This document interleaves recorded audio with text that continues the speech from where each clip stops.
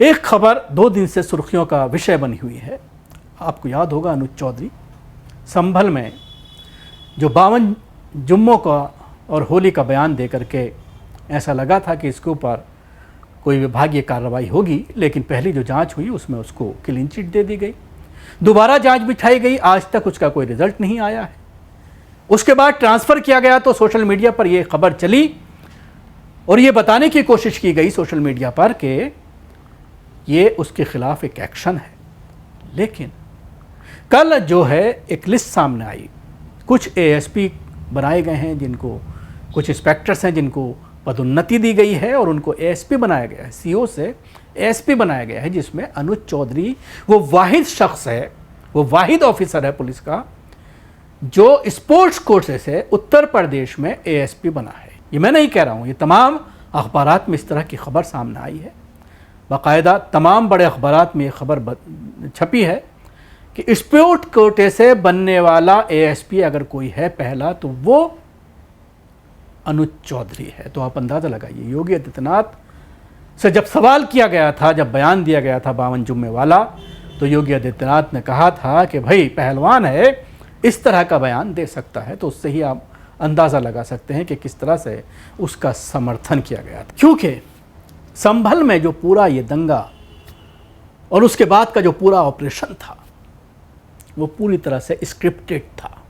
सुनियोजित था, लिखा गया था पहले से ही। संभल जामा मस्जिद के सर्वे के ऑर्डर से लेकर दोबारा सर्वे कराए जाने को लेकर और उसके बाद हौस का पानी निकालना ताकि मुसलमान भड़कें और उसके बाद कुछ मुसलमानों को शहीद किया जा सके, मारा जा सके, उनके ऊपर सीधा गोली चलाई जा सके, उसका लाइसेंस पुलिस को पहले से ही दे दिया गया था।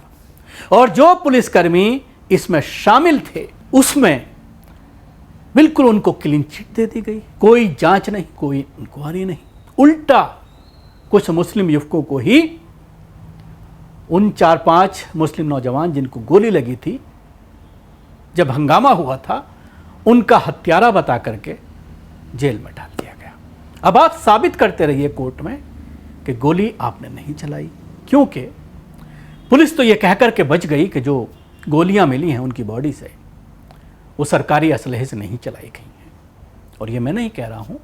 बार बार इस तरह की बातें जब जामिया में सीए एनआरसी प्रोटेस्ट हुआ था और उसके बाद पुलिस की जो कारकर्दगी सामने आई थी, कुछ पुलिसकर्मी जब सिविल में नज़र आए थे, तो ये बात बार बार कही जाती है कि अब पुलिस ने अपना इस तरह के ऑपरेशंस के लिए अपना तरीक़ेकार बदल दिया है, अपना काम करने का तरीक़ा बदल दिया है। अब वो इसमें सरकारी असलहे का इस्तेमाल नहीं करते हैं, वो अपनी वर्दी का इस्तेमाल नहीं करते हैं जब इस तरह की कोई घटना करनी होती है, बल्कि वो सिविल ड्रेस में और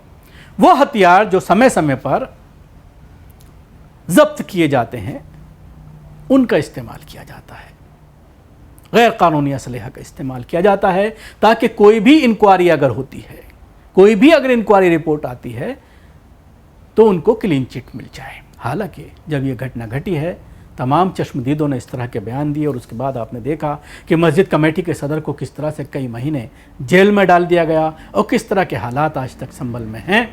अब अनुज चौधरी को सीओ बना करके ये मैसेज दिया गया है पूरे उत्तर प्रदेश की पुलिस को कि अगर तुमने मुसलमानों पर जुल्म किया तो तुम्हारा प्रमोशन होगा, और अगर तुमने हिंदूवादी संगठनों पर कोई एक्शन लिया तो तुम्हारा डिमोशन होना तय है, तुम्हारे जो पद हैं वो छिनना तय है। अगर आप सीईओ हो तो आपको लाइन में भेज दिया जाएगा, आपको ट्रांसफ़र कर दिया जाएगा ऐसी जगह पर जहाँ पर कोई कमाई नहीं होगी, जहाँ पर कोई किसी तरह का जो है पदोन्नति नहीं होगी। इस तरह का मैसेज ऐसी घटनाओं के ज़रिए योगी आदित्यनाथ के ज़रिए दिया जा रहा है।